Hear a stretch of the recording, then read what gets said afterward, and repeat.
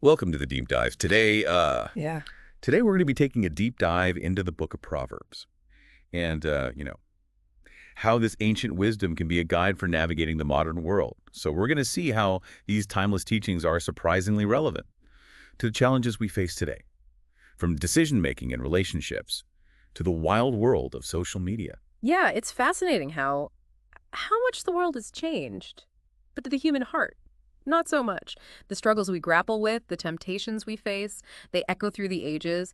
And Proverbs speaks directly to those timeless human experiences with incredible depth and practicality. It's true, and, our source really dives into this idea of trusting Yahweh over our own limited understanding, especially in a world that's obsessed with quick fixes Yeah. and like hacks for everything. Yes, and this contrast is so important. We're bombarded with messages that promise instant gratification, that tell us to rely on our own intellect and willpower to solve all of life's problems. But Proverbs reminds us that true wisdom starts with humility, acknowledging that we don't have all the answers, and that leaning on Yahweh's guidance is essential. It's like Proverbs 3.56 says, "Trust in the Lord with all your heart, and lean not on your own understanding. In all your ways, submit to him, and he will make your path straight." Exactly. And there's actually a scientific basis for this. Cognitive biases, like confirmation bias, and the availability heuristic often lead us to make decisions based on limited information or our preconceived notions rather than seeking a broader perspective. So it's like, when you see a flashy ad online, Hmm. and you're instantly convinced you need that product, even if you've never heard of it before. Or maybe you jump at a job offer because it seems great on the surface, without really considering if it aligns with your values and Yahweh's plan for you. Those are perfect examples. Proverbs cautions against this kind of impulsive decision-making. As Proverbs 19.2 reminds us, desire without knowledge is not good. How much more will hasty feet miss the way? So it's about slowing down, taking a breath, and seeking Yahweh's wisdom before we rush into things right. Absolutely. And this ties in beautifully with the next point our source raises, the importance of listening in relationships. Yeah, it seems like everywhere we look, especially online, people are more interested in shouting their opinions than truly listening to understand different perspectives. It's true. And Proverbs has a lot to say about this. Proverbs 12.15 states, "The way of fools seems right to them, but the wise listen to advice." This emphasizes that wisdom isn't about clinging to our own viewpoints, but being open to hearing and considering other perspectives, even when we think we're right. It's like choosing humility over being right, which I'll admit can be a real struggle sometimes. Yeah. But you know what really resonated with me was how our source connected this idea of listening to the importance of seeking godly counsel. That's a powerful connection. In a world where everyone has a platform and an opinion, it's easy to get overwhelmed and confused. But Proverbs 15.22 reminds us, "Plans fail for lack of counsel, but with many advisors they succeed." This emphasizes that we're not meant to go through life alone. It's like recognizing that we don't have all the answers, and that seeking guidance from trusted sources, whether it's a mentor, a spiritual leader, or even a therapist, is a sign of wisdom, not weakness. Exactly. And this brings us to another area where Proverbs offers surprisingly relevant guidance, navigating the complex world of social media. I have to admit, this one surprised me at first. What does an ancient book of wisdom have to say about our modern digital lives? More than you might think. Proverbs 4.23 tells us, "Above all else, guard your heart, for everything you do flows from it." And in today's world, where we're constantly bombarded with images, opinions, and information, guarding our hearts has never been more important. Especially when you consider the research showing the negative impacts social media can have on our mental well-being, the constant comparisons, the pressure to present a perfect image, the fear of missing out. It's a lot to process. And this is where the wisdom of Proverbs comes in. It's not about avoiding social media altogether, but being mindful of what we consume, how we engage, and how it affects our hearts and minds. Are we using it to connect authentically and build each other up? Or are we letting it fuel envy, comparison, and negativity? It's a good question to ask ourselves, especially when you consider the toxic aspects of cancel culture, which our source highlights. Yeah, it's a prime example of how quickly online interactions can spiral into judgment, anger, and harsh words. But Proverbs reminds us that there's a better way. Proverbs 15.1 says, "A gentle answer turns away wrath, but a harsh word stirs up anger."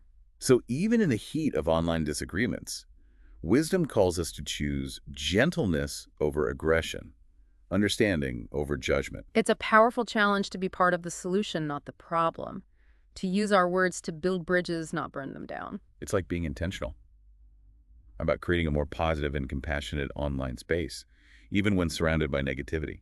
Which brings us to another point our source makes, and I think this is where things get really interesting. I'm intrigued.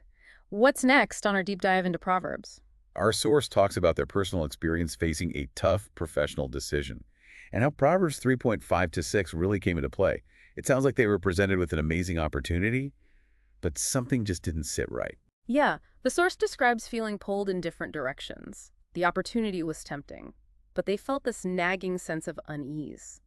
And this is where the wisdom of trusting Yahweh's timing rather than our own desires becomes so crucial.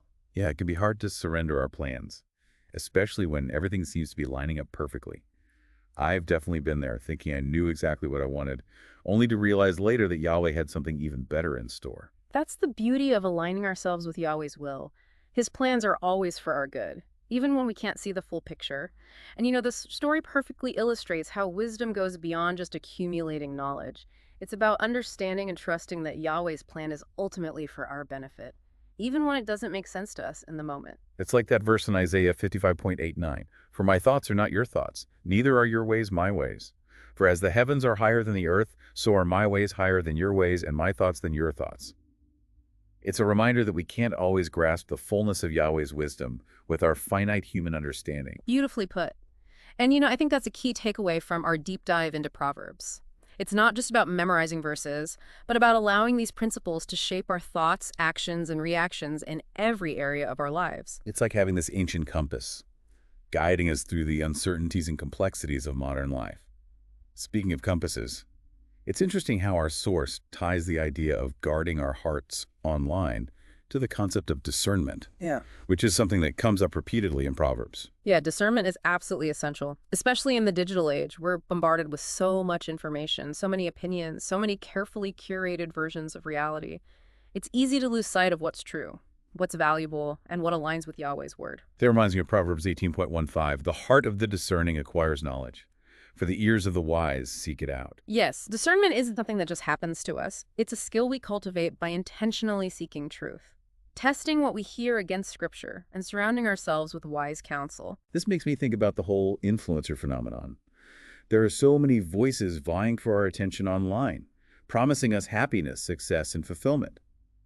But how do we know who to trust? Who's offering genuine wisdom, and who's just selling us something? That's such an important question, and this is where the wisdom of Proverbs really shines. It encourages us to examine the fruit of someone's words and actions. Are they promoting love, kindness, humility, and self-control? Or are they driven by self-promotion, greed, envy, and division? It's like remembering that actions speak louder than words.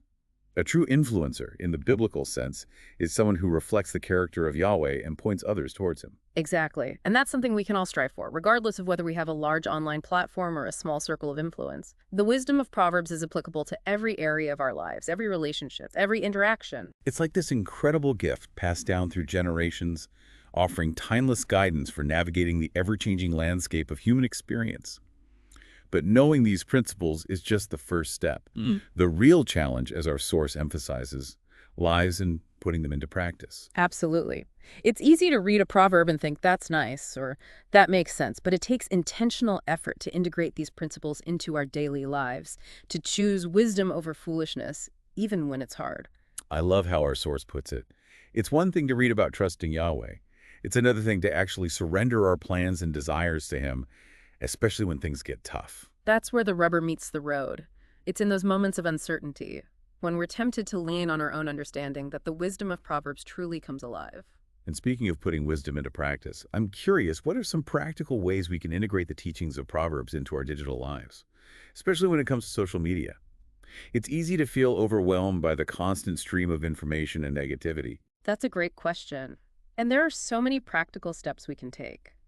First, it's about being mindful of what we're consuming. Are we following accounts that uplift us, challenge us to grow, and align with our values? Or are we filling our feeds with content that fuels comparison, envy, and negativity? It's like a digital detox for the soul, choosing to unfollow or mute accounts that drain us, and intentionally seeking out content that nourishes us spiritually and emotionally. Exactly. It's about taking control of our digital environment and being intentional about what we allow into our minds and hearts. And this also applies to how we engage online. Are we contributing to the noise and negativity? Or are we using our words to encourage, uplift, and build others up? It's like remembering that our words have power and that we're called to use them wisely, especially in a space where things can escalate so quickly. And you know, one practical tip I've found helpful is to pause before posting or commenting. Take a moment to consider whether your words are truthful, kind, necessary, and helpful. If not, it might be best to simply scroll on. That's a great tip. It's so easy to react impulsively online, but that moment of pause can make all the difference.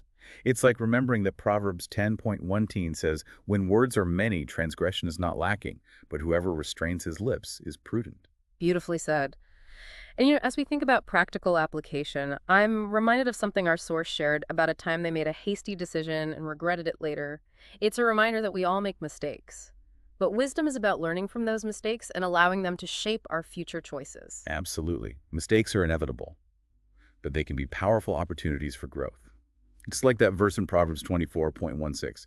"For though the righteous falls 7 times, he rises again, but the wicked stumble when calamity strikes." It's about getting back up, dusting ourselves off, and choosing to walk in wisdom even when we've stumbled. And you know, as we've been talking, I've been reflecting on how beautifully the wisdom of Proverbs intertwines with the teachings of Yeshua. Oh, I'd love to hear more about that.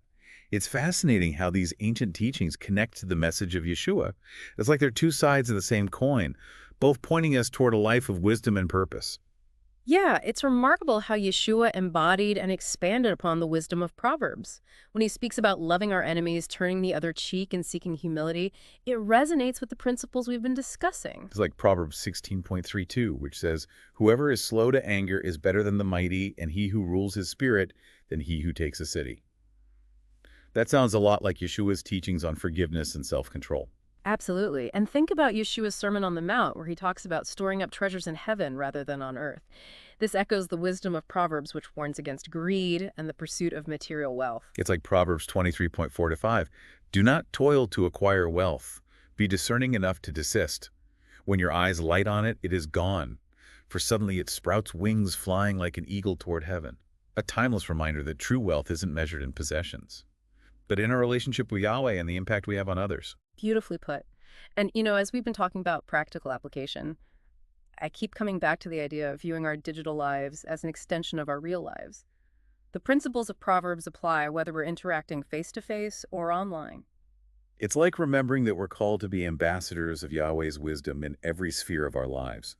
Our online interactions should reflect the same values of love, kindness, and humility that we strive to live out in our offline world. And this brings up another important point: the need for accountability. Just as we surround ourselves with wise counsel in our real lives, we can also seek accountability in our digital lives. Having trusted friends or mentors who can offer support and guidance, especially when we're facing challenging situations online, can be incredibly valuable. It's like having a digital support system, a group of people who can encourage us to use our online platforms for good, to speak truth in love, and to resist the temptations that can easily ensnare us in the digital world. Exactly. And you know, as we wrap up our deep dive into Proverbs, I want to leave our listeners with this thought. The wisdom of Proverbs is a gift, an invitation to live a life that's aligned with Yahweh's will and brings him glory.